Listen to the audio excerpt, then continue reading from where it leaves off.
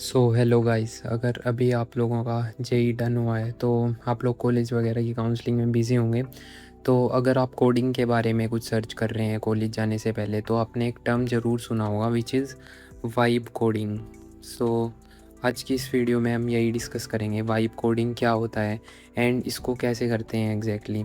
जब मैं vibe coding बोल रहा हूँ कैसे करते हैं, तो मेरा मतलब सिंपल एक लैंडिंग पेज से नहीं है जो आप सिंपल एक प्रॉम्प्ट दे के बना लो। मैं बात कर रहा हूँ कि आप कुछ अच्छे प्रोजेक्ट्स बनाओ। जैसे जेई होने के बाद मैंने एक प्रोजेक्ट बनाया था PYQ नोवा। तो PYQ नोवा था जिसमें कि मैंने नीट के 2005 से लेकर 2026 तक के जितने भी PYQ थे वो सब लिस्ट किए थे उधर, एंड कोई भी जाके उनको प्रैक्टिस कर सकता था। तो पहले मुझे PYQ स्क्रैप करने थे, फिर मुझे उनको लोड करना था। तो वो एक बहुत अच्छा प्रोजेक्ट था। उसमें मैं आगे रैग सिस्टम इम्प्लीमेंट करने का प्लान कर रहा हूँ। हम लोग वही बात करेंगे कि वाइब कोडिंग क्या है, कैसे करते हैं, और लास्ट में मैं कुछ आपको प्रॉम्प्टिंग के लिए कुछ मास्टर प्रॉम्प्ट्स भी दूंगा जिससे आप अच्छे प्रॉम्प्ट कर पाओ। पहले समझते हैं कि वाइब कोडिंग क्या होता है। वाइब कोडिंग होता है कि आप मैनुअली कोड नहीं लिख रहे, आप एआई के थ्रू अपना काम करा रहे हो। आपको टेक्निकली नॉलेज हो ना हो उससे मैटर नहीं करता, बस हाँ आप एआई के थ्रू कोडिंग करा रहे हो। This is called vibe coding. ठीक है, तो वाइब कोडिंग मतलब एआई के थ्रू आप अपना काम करवा रहे हो। इसमें भी बहुत ज़्यादा लिमिटेशंस हैं। अगर आप बिना किसी प्लानिंग के वाइब कोडिंग करने जाओगे और बहुत ही ज़्यादा वेग प्रॉम्प्ट्स दोगे ना, तो आप फेल होने वाले हो, आपको अच्छा आउटपुट नहीं मिलेगा और आप अच्छे लैंडिंग पेज आप कुछ भी नहीं अच्छा बना पाओगे। अच्छा यूआई बैकएंड वगैरह आप हर चीज़ में मतलब बहुत ज़्यादा फ्रस्ट्रेशन फील करोगे, क्योंकि वाइब कोडिंग एक बहुत ही स्ट्रक्चर्ड वे में अगर हो तो ही अच्छे रिजल्ट, कुछ फ्रूटफुल रिजल्ट प्रोड्यूस करता है। जैसे फॉर एग्जांपल इसके लिए मैं आपको समझा सकता हूँ। अगर आप प्रॉम्प्टिंग बहुत ही वेग करोगे, बिना किसी प्लानिंग के करोगे, तो जो एआई है वो बहुत ज़्यादा कंफ्यूज रहेगा, तो वो कोड भी आपको बहुत मैसी कोड देगा। तो इससे बढ़िया है कि आप उसको अच्छे अच्छे डॉक्यूमेंट्स देके उसको सारा कुछ चीज़ें एक्सप्लेन करो। इन चीज़ों के बारे में हम आगे डिस्कस करेंगे। तो आप उसको अगर अच्छा दोगे तो आपको एक बहुत अच्छा रिजल्ट मिलेगा। तो चलिए बात करते हैं कि हमें किन किन डॉक्यूमेंट्स की ज़रूरत होगी before we start vibe coding. तो सबसे पहले मैं बताता हूँ कि मतलब नॉर्मली यूज़र वाइब कोडिंग को क्या समझते हैं, वाइब कोडिंग क्या है। जैसे किसी के पास आइडिया आया कि मैं यूट्यूब का क्लोन बनाता हूँ, ठीक है, जैसे मेरे पास आया कि यूट्यूब का क्लोन बनाता हूँ, ठीक है। या फिर लेट्स से कि मेरे को PYQ नोवा का ही आइडिया है कि मैं PYQ ऐप बनाता हूँ कोई भी नीट के लिए, ठीक है। तो मैंने अपना कर्सर खोला या फिर जो भी वाइब कोडिंग टूल खोला, उसमें मैंने जाके लिख दिया कि build me a neat PYQ app. ठीक है, मैंने ना उसको PYQ का डेटाबेस दिया, मैंने फ्रंट एंड में कुछ नहीं बताया, यूज़र का फ्लो मैंने उसको कुछ नहीं बताया, बस जाके मैंने लिख दिया। तो सिंपली मैंने वेग प्रॉम्प्ट लिखा एक तरीके से, इसको टेक्निकली बोले तो एआई क्या करेगा, एआई बहुत ज़्यादा कंफ्यूज हो जाएगा। कंफ्यूज होने से मतलब है कि ना तो उसके पास डेटाबेस है PYQs के लिए, उसको मतलब कुछ नहीं पता कि फ्रंट एंड में क्या यूज़ करना है, बैक एंड में क्या यूज़ करना है, कहाँ पे स्टोर करना है, मतलब क्या होगा उसको कुछ आइडिया नहीं है। तो वो क्या करेगा, वो अजम्पशंस लगाने शुरू करेगा खुद से ही कि अच्छा ये वाला फंक्शनैलिटी शायद यूज़र को रिक्वायर हो सकता है, मैं ये डाल देता हूँ, मैं ये कर देता हूँ। उसमें से बहुत सारी चीज़ें आपको चाहिए होंगी, बहुत सारी नहीं चाहिए होंगी, तो वो आपका बहुत टाइम वेस्ट करेगा। तो उससे बढ़िया है कि अगर आप पहले ही कुछ थोड़े डॉक्यूमेंट प्रिपेयर कर लो अपने प्रोजेक्ट के रिगार्डिंग, तो आपको बहुत हेल्प हो जाएगी। तो अभी बात करते हैं सब डॉक्यूमेंट्स पे। तो जैसे ये 5 डॉक्यूमेंट्स हैं, ये आपके पास होंगे तो वेल एंड गुड रहेगा, मतलब आपको बहुत दिक्कत नहीं होगी। ये बिल्कुल परफेक्ट स्टार्ट होगा, आप बड़े से बड़ा प्रोजेक्ट भी बना सकते हैं। तो सबसे पहला जो डॉक्यूमेंट है ना वो है PRD। PRD एक तरीके से मतलब किंग है किसी भी वाइब कोडिंग प्रोजेक्ट का। तो चलो एक एक करके इनको स्टार्ट करते हैं। सबसे पहला जो डॉक्यूमेंट था विच इज़ PRD। तो PRD की फुल फॉर्म होती है प्रोडक्ट रिक्वायरमेंट्स डॉक्यूमेंट।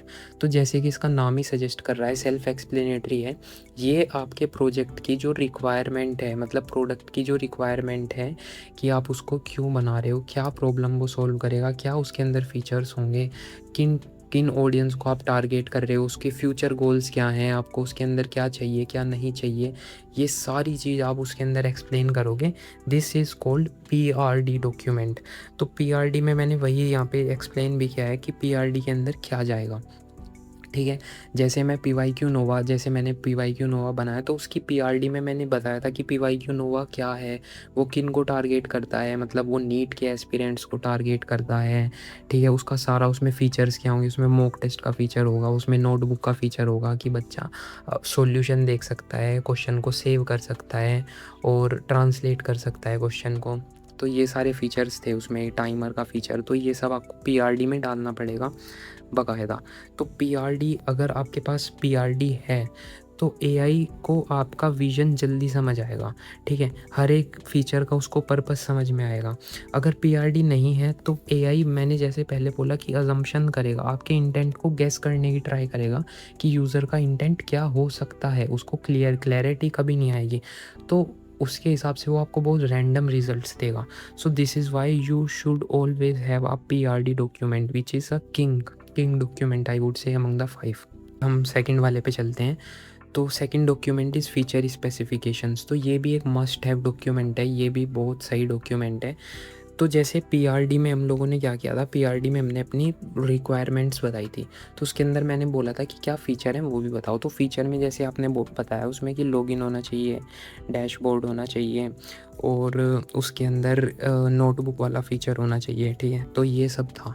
अब इस फीचर स्पेसिफिकेशन के अंदर आप एक एक फ़ीचर को एक्सप्लेन करोगे, उनके पीछे की उनका फ़्लो बताओगे कि फ़्लो कैसे होगा। फॉर एग्ज़ाम्पल, उस वाले पीआरडी में खाली आपने बोला था कि उसमें लॉगिन होना चाहिए, पीआरडी में कि लॉगिन रिक्वायर्ड है, बट यहाँ पे आप लॉगिन के अंदर एक पूरा बताओगे कि लॉगिन कैसे कराएंगे। हम जीमेल के थ्रू लॉगिन कराएंगे, पासवर्ड 8 डिजिट का होगा, ठीक है? अगर पासवर्ड कोई बंदा भूल गया तो फिर उसका वर्क फ्लो कैसे होगा, उसका वहाँ से फ़्लो कैसे होगा, उसमें एज केसेस कैसे हैंडल होंगे, उसमें ऑथेंटिकेशन कैसे होगा, वैलिडेशन केसेस कैसे होंगे। तो वही सारी चीज़ें आप पूरा का पूरा फीचर स्पेसिफिकेशन में बताओगे हर एक चीज़ को।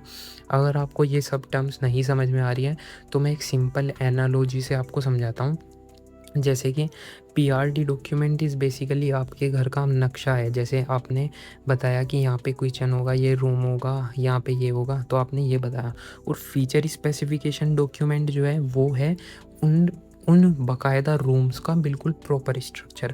जैसे आपने पीआरडी में डाला था मास्टर बेडरूम, लेट्स से आपने मास्टर बेडरूम डाला, तो अब आप यहाँ पे बताओगे कि जो आपका मास्टर बेडरूम है उसका साइज़ क्या होगा। जैसे आपने बताया 12x10 का होगा उसका मास्टर बेडरूम का साइज़, उसके अंदर सोफ़ा होगा, बेड होगा, वटेवर। तो ये एनालॉजी के थ्रू आप इजी समझ सकते हो। सो आई होप आपको इस एनालॉजी से समझ आया होगा what's the difference between PRD and feature specifications, and ये क्यों रिक्वायर है हमारे प्रोजेक्ट में। तो फीचर स्पेसिफिकेशन से एआई को पूरा आइडिया लग जाता है कि मुझे क्या फ़ीचर डालने हैं, कैसा उनका वर्क फ्लो होगा।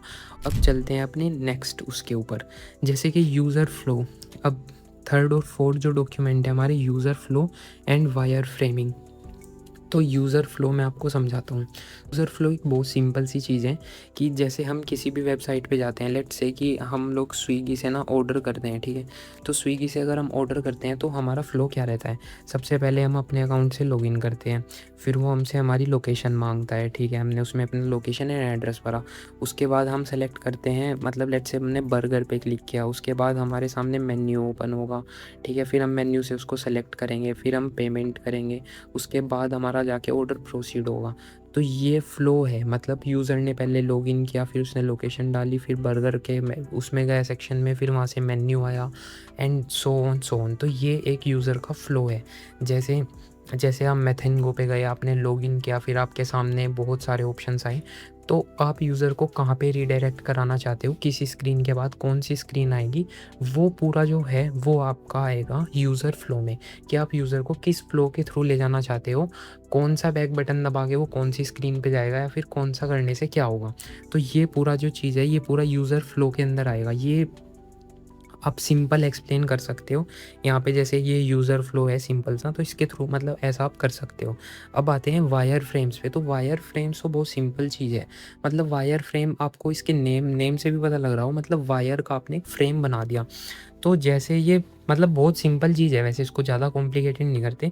इसको आप ऐसे समझो कि आपसे PYQ नोवा का मुझे डैशबोर्ड बनाना है कि यूज़र लॉगिन करने के बाद उसको जो डैशबोर्ड पे आए वो कैसा दिखेगा। अब अगर मैं वायर फ्रेम्स नहीं दूंगा तो एआई उसको खुद से बना देगा। अब लेट से मैं आपको एक्सप्लेन करूँ, देखो खुद से, जैसे एग्जांपल के तौर पे उसने क्या किया, उसने यहाँ पे हेडर बना दिया। अब हेडर के अंदर ही उसने यहाँ पे मतलब कुछ भी लिख दिया, जैसे हेडर के अंदर उसने यहाँ पे लिखा PYQ प्रैक्टिस, यहाँ पे उसने टेस्ट सीरीज़ का दे दिया, और यहाँ पे उसने कुछ भी दे दिया, यहाँ पे उसने यूज़र की प्रोफाइल दे दी, ऐसे करके दे दिया। बट मुझे ऐसा नहीं चाहिए था, ठीक है? मुझे कैसा चाहिए था? मुझे लेट्स से ऐसा चाहिए था, मैं आपको ड्रॉ करके दिखाता हूँ। तो मुझे कुछ ऐसा चाहिए था कि ये यहाँ पे हेडर हो, हेडर के अंदर यहाँ पे यूज़र की प्रोफ़ाइल हो, यहाँ पे यूज़र का नाम लिखा हुआ है, यहाँ पे डैशबोर्ड आए, यहाँ पे टेस्ट सीरीज़ आए, उसके नीचे नोटबुक आए और यहाँ पे एक फ्लैशी कार्ड हो जिसमें हम बड़ा-बड़ा कुछ भी दिखाएँ, जैसे रीनीट का टाइमर, रीनीट तो वैसे हो चुका है बट कुछ भी अगले नीट का टाइमर उसके अंदर दिखाएँ। फिर यहाँ पे 3 और कार्ड्स आए फिज़िक्स, केमिस्ट्री, मैथमेटिक्स के। अब मुझे ये चाहिए था, एआई ने लेकिन मुझे ये दिया है। तो क्या होगा, मैं एआई को दोबारा एक्सप्लेन करूँगा कि भाई मुझे ये चाहिए, तो ऑलरेडी एआई इसमें टोकन्स अपने वेस्ट कर चुका है एंड आपका टाइम भी जा चुका है। तो उससे बढ़िया है कि आप उसको पहले ही वायर फ्रेम दे दो, आप उसको हर एक चीज़ का दे दो। जैसे डैशबोर्ड का आप उसको सिंपल लाइन्स ड्रॉ करके बता दो सिंपल कि यहाँ पे ये चाहिए, यहाँ पे ये चाहिए। एटलीस्ट उसको एक क्लियर पिक्चर होगी उसके माइंड में कि अच्छा मुझे ऐसे करना है, ठीक है। तो ये था वायर फ्रेमिंग का, ठीक है। तो आई होप आपको ये 4 डॉक्यूमेंट समझ आए होंगे। अब last but not the least tech stack, अब ये बहुत इंपॉर्टेंट डॉक्यूमेंट है। सो टेक स्टैक में आप डिफ़ाइन करते हो कि आप क्या-क्या इंग्रीडिएंट्स यूज़ करोगे। मतलब इसको मैं इंग्रीडिएंट्स की उससे समझाता हूँ। जैसे कि आप कुछ भी कुक कर रहे हो, तो लेट्स से आप मैगी कुक कर रहे हो, तो उसमें आप इंग्रीडिएंट्स क्या-क्या डालते हो। कोई वेजीज़ डालता है, कोई नहीं डालता है, कोई कुछ डालता है। तो टेक स्टैक इज़ बेसिकली कि आप क्या-क्या टेक्नोलॉजीज़ यूज़ करने वाले हो। मतलब जैसे फ्रंट एंड में आप क्या यूज़ करोगे, बैक एंड में आप क्या यूज़ करोगे, ऑथेंटिकेशन में क्या यूज़ करोगे, डेटाबेस में आप क्या यूज़ करोगे। तो ये सब चीज़ें आपको पहले ही डिसाइड करनी पड़ेगी। इसका मैं आपको एक बहुत अच्छे एग्जांपल से देखो समझा सकता हूँ। जैसे हम यहाँ पे 2 केस लेते हैं, केस 1 और यहाँ पे मैं लेता हूँ यहाँ पे केस 2, ठीक है। तो यहाँ पे मैंने केस 2 लिया। तो अभी देखो, अभी यहाँ पे हम लिखते हैं फ्रंट एंड, यहाँ पे लिखता हूँ मैं बैक एंड, यहाँ पे लिखता हूँ मैं डेटाबेस, यहाँ पे लिखता हूँ मैं ऑथेंटिकेशन। तो लेट्स से कि केस 1 में फ्रंट एंड के लिए हम रिएक्ट यूज़ करवाना चाहते हैं, एक्सप्रेस जेएस यूज़ हुआ और ये डेटाबेस के लिए पोस्ट ग्रे एसक्यूएल यूज़ हुआ, ठीक है। ऑथेंटिकेशन में जेडब्ल्यूटी यूज़ हुआ, ठीक है। तो लेट अस सपोज़ कि जो ये केस 1 है ये आपको एआई ने बना के दिया क्योंकि आपने टेक स्टैक डिफ़ाइन नहीं किया था, ठीक है। अब दूसरा केस पकड़ते हैं हम। दूसरे केस में जो फ्रंट एंड है वो आपने किया नेक्स्ट जेएस से, ठीक है। और बैक एंड के लिए आपने यूज़ किया सुपाबेस का, ठीक है। यहाँ पे डेटाबेस में आपने यूज़ किया सुपाबेस के पोस्टग्रे का, ठीक है। और ऑथेंटिकेशन में आपने सुपाबेस का ओथ यूज़ किया। तो एज़ यू कैन सी कि दोनों के फ्रंट एंड अलग हैं, बैक एंड अलग हैं। हालांकि डेटाबेस में आपने डायरेक्ट, मतलब एआई ने direct post grey SQL use किया, हम लेकिन उसको सुपाबेस के डैशबोर्ड से यूज़ करवाना चाहते हैं। तो अभी आपको लोगों को थोड़ा-थोड़ा सेम लग रहा होगा कि यार पोस्ट ग्रे इधर भी आ रहा है, इधर भी आ रहा है, बट ये सेम नहीं है। इनका आर्किटेक्चर पूरा चेंज हो जाएगा। अगर आप इस फ्लो से इस वाले केस 1 के टेक स्टैक से सेकंड वाले टेक स्टैक पे जाओगे तो आपको अपना ऑलमोस्ट 40-50% कोड चेंज करना पड़ेगा। मतलब 30-40 इतना, मतलब काफ़ी कोड चेंज आपको अपना करना पड़ेगा। उसमें बहुत टाइम लगेगा, आपके बहुत टोकन्स वेस्ट होंगे। तो इससे बढ़िया है कि आप टेक स्टैक अपना पहले ही बना लो, ठीक है। मतलब जैसे अगर आपको क्लियर है कि मुझे सुपाबेस के थ्रू ही करना है, मतलब यहाँ पे देखो सुपाबेस, तो इस चीज़ से मैं ये समझाना चाह रहा हूँ कि आपका एक इकोसिस्टम बना रहता है। तो वो आप लॉन्ग टर्म में सोच के चलो कि अच्छा मुझे लॉन्ग टर्म में ऐसा करना है तो मैं टेक स्टैक ऐसा रखता हूँ, अगर मुझे ऐसा करना है तो मैं टेक स्टैक ऐसा रखता हूँ। अब अगर आपको टेक स्टैक के बारे में ज़्यादा कुछ मतलब नॉलेज नहीं है तो आई वुड सजेस्ट कि आप क्लोड का यूज़ करो, क्योंकि क्लोड आपको बहुत ही सोफिस्टिकेटेड आइडियाज़ देता है, किसी भी चीज़ के लिए सोफिस्टिकेटेड बहुत सॉल्यूशन देता है। तो गाइज़ ये था टेक स्टैक। आई होप आपको टेक स्टैक अच्छे से समझ में आया होगा। अब जैसे ही आपका टेक स्टैक डन हुआ, अब ठीक है, तो अब आई एम अज्यूमिंग कि हमारे पास ये 5 डॉक्यूमेंट्स हैं, ठीक है। तो अब आप 5 डॉक्यूमेंट्स अपने किसी भी फेवरेट वाइब कोडिंग टूल में दो, जैसे Cursor, Claude Code, Codex, Chat GPT का है। आप किसी को भी दो, रैपलेट वगैरह को, वो आपको बहुत अच्छे से एक मतलब एक अच्छे आर्किटेक्चर प्लान के साथ बहुत अच्छा मतलब वाइब कोडिंग आउटपुट्स देगा। आपके टोकन भी ज़्यादा वेस्ट नहीं होंगे एंड एटलीस्ट आप मतलब आपका एआई अजम्पशन नहीं करेगा, वो कंफ्यूज नहीं होगा कहीं पे भी।